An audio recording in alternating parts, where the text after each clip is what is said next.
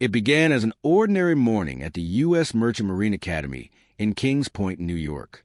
Cadets moved through their routines with practiced precision. Drills on the field, lectures in classrooms, boots striking pavement in steady rhythm. Nothing suggested that history was about to interrupt their day. Then the convoy arrived.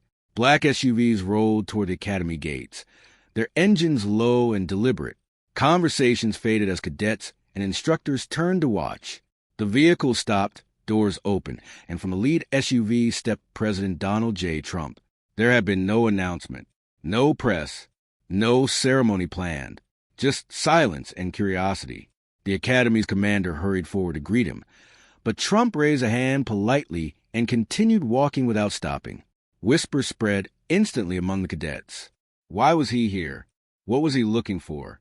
Instead of heading toward an office or podium, he walked across the training grounds, observing quietly. His gaze moved from group to group, watching cadets train, some struggling, some excelling, all pushing themselves. Then someone caught his attention. Cadet Sophia Luna. At 24, Sophia was already known across the academy for her discipline and leadership. That morning, she was leading her unit through a demanding drill, her command sharp and confident. Even under pressure, she remained steady, focused, composed, unshaken. Trump stopped walking. Arms crossed, he watched her closely. Instructors noticed his interest but said nothing. Whatever brought him here, it wasn't ceremony. Sophia sensed a sudden stillness around her. The usual background noise had faded. When she glanced toward the sidelines, she saw him standing only a few feet away. Her heart pounded, but her posture never faltered. Trump turned to the drill instructor. "Give me your hardest challenge." The instructor hesitated. "For her, sir?" Trump nodded. "I want to see if she's a real deal." Sophia straightened instinctively. Years of training had led to moments like this. Moments where excuses disappeared, and only performance mattered. Before the instructor could respond, Trump faced her directly. "Tell me, Cadet Luna," he said, voice calm but firm. "Why are you here?" Every eye turned toward her. She took one steady breath. "To serve my country, sir." Trump studied her expression, searching for hesitation. Finding none, he nodded slowly. "Good answer," he said, a faint smirk appearing. "Now let's see if he can prove it." Within minutes, an endurance test was prepared. One few cadets volunteered for willingly. A steep uphill run, carrying a heavily loaded pack. Murmurs spread through the crowd. Even stronger cadets had failed this challenge. Sophia stepped to the starting line and tightened the straps across her shoulders. The pack felt crushing even before the whistle blew. Then, sharp blast. She ran. The incline rose quickly, each step heavier than the last. The pack dug into her shoulders, pulling her backward. Her breathing grew ragged as the hill steepened. The watching cadets fell silent. Trump stood at the base, unmoving, arms folded, watching every step. Halfway up, her pace faltered. Doubt crept in. Her legs trembled under the weight. Sweat blurred her vision. "She won't make it," someone whispered. Sophia heard nothing but her own breathing, and the argument inside her mind urging her to stop. She stumbled, nearly falling. For a moment, failure felt inevitable. Then a voice cut through the silence. "You don't quit. Not now. Not ever." She looked down the hill. Trump's gaze was fixed on her. "America needs fighters, not quitters," he called out. "Prove them wrong." Something reignited inside her. She wasn't running for approval anymore. She was running against her own limits. She straightened, tightened her grip on the straps, and took another step. Then another. Cheers began to rise from the cadets below. Hesitant at first, then growing louder. Energy spread to the crowd as they watched her fight forward. The final stretch loomed. Every step felt impossible. Her muscles burned, lungs aching, vision narrowing. But she refused to stop. With one final surge, she crossed the finish line and collapsed to her knees. For a heartbeat, there was silence. Then the field erupted in applause. Sophia struggled to breathe, exhaustion shaking her body. But she smiled. She had done it. Trump nodded approvingly.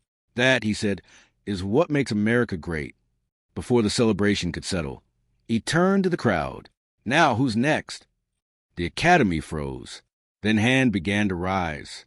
One after another, cadets stepped forward, inspired by what they had just witnessed. The drill instructor shook his head with a grin. "Looks like you started something, sir." Trump chuckled softly. Sophia watched in amazement as cadets attempted the course. Some succeeding, some failing, but all pushing beyond what they thought possible. The atmosphere had changed. Doubt had been replaced by determination. As the sun lowered over the academy grounds, Trump surveyed the scene, cadets running, cheering, striving. "That," he murmured quietly, "is the future." And from that day on, the academy carried a new energy, one born not from orders but from inspiration. One by one, the cadets stepped forward to face the endurance test. Some collapsed halfway up the hill, legs giving out beneath the crushing weight of their packs. Others staggered across the finish line, barely standing but triumphant nonetheless. Success or failure mattered less than effort. Every cadet gave everything they had. President Trump watched each attempt carefully, his expression thoughtful, occasionally nodding in approval. Nearby, Sophia Luna sat recovering, exhaustion still lingering in her muscles. Yet pride filled her chest. What had begun as a personal challenge had transformed into something far greater. Her struggle had sparked courage in others. Trump turned toward the academy's senior officers. "This," he said evenly, "is leadership." The officers exchanged knowing looks. "Leadership isn't just giving orders," he continued. "It's inspiring people to rise higher than they thought possible." Sophia listened from a distance, realizing something profound. Leadership wasn't granted by rank or title. It was earned through action. That evening, Trump joined Sophia and several cadets in the mess hall. There were no cameras, no reporters, only conversation. The atmosphere was relaxed but attentive as he leaned forward, hands resting on the table. "You all think leadership is about power," he said. "It isn't. It's about responsibility." The cadets listened closely. "A real leader doesn't walk ahead expecting others to follow," he continued. "A real leader walks beside their people, lifting them when they fall." Then he looked directly at Sophia. "Today, you didn't lead by command. You led by example. That's the difference." The room fell silent. His words felt personal, not political, lessons shaped by experience rather than speeches. Sophia thought back to the hill, to the moment she had nearly quit. If she had stopped, none of this would have happened. Her perseverance had given others permission to believe in themselves. Later that night, long after the academy grew quiet, Sophia sat alone near the academy's emblem beneath the open sky. Victory felt different in solitude. Her thoughts drifted to the worries she carried privately, worries no one else knew. Her family was struggling financially. Her mother had recently lost her job, and her father's health was worsening. Even with a partial scholarship, academy expenses were overwhelming. More than once, she had considered leaving. She stared at the stars, fighting the fear that everything she had worked for might soon disappear. The next morning, she was summoned to the commander's office. Her heart raced as she knocked and stepped inside. The commander, stern yet kind, handed her a sealed envelope. "This came for you," he said. Sophia opened it cautiously. The paper inside bore an official seal. As she read, her hands began to tremble. A full scholarship, tuition, housing, books, training expenses, everything covered. Every financial burden she had feared was gone. She looked up, stunned. "Sir, who sent this?" The commander smiled faintly. "He didn't want you to know." Understanding dawned instantly. Sophia rushed outside, scanning the academy grounds. At the far end, Trump's motorcade was preparing to depart. She ran toward it, calling out breathlessly, "Mr. President." He turned as she approached, holding up the letter. "Why?" she asked. "Why would you do this?" He studied her quietly before answering. "Years ago," he said, "someone gave me a chance when I needed it. When I see someone worth investing in, I do the same." Emotion tightened her throat. "I won't waste it," she said. He nodded once. "I know." Without another word, he stepped into the vehicle. The motorcade pulled away, disappearing down the road, leaving Sophia standing still, changed. A fellow cadet, Daniel, approached her. "He saw something in you," he said softly. Sophia exhaled. I just don't want to let him down. Daniel shook his head. Then don't do it for him. Do it for yourself. She realized he was right. This journey was hers alone. News of the scholarship spread quickly through the academy. But the story became about more than financial help. It was about recognition, belief, and potential. Inspired, cadets began mentoring younger students. Stronger classmates helped those struggling academically or physically. Discipline remained, but something new filled the air: unity. Sophia found herself leading in unexpected ways, encouraging others, guiding teammates, helping them discover confidence they didn't know they possessed. She finally understood what leadership truly meant. Months later, she stood at the podium during the Academy's graduation ceremony. Before her SAC cadets, officers, families, and the future, she took a steady breath. A true leader sees potential where others see limits, she began.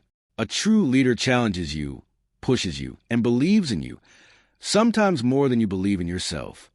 Her gaze drifted across the crowd. Her family smiled proudly in the front rows. Then she noticed a familiar figure seated quietly in the back. Trump. As she finished her speech, their eyes met. He gave a small nod, simple, approving. The audience erupted into applause. But Sophia knew the real victory wasn't the speech. It was a journey. After the ceremony, she found him near the exit. "You came back," she said. He shrugged lightly. "Had to see if you lived up to the investment." She smiled. "Did I?" He grinned. "You tell me." As she turned to leave, he called after her. "One more thing." She stopped. "I hear the Navy needs officers with guts," he said. "Ever thought about leading a fleet one day?" Her heart raced at the possibility. "I'll be watching," he added before walking away. Sophia looked around at her fellow graduates, future leaders, defenders, and servants of their nation. She understood now. Leadership was never about power. It was about inspiring others to rise. And her journey was only beginning.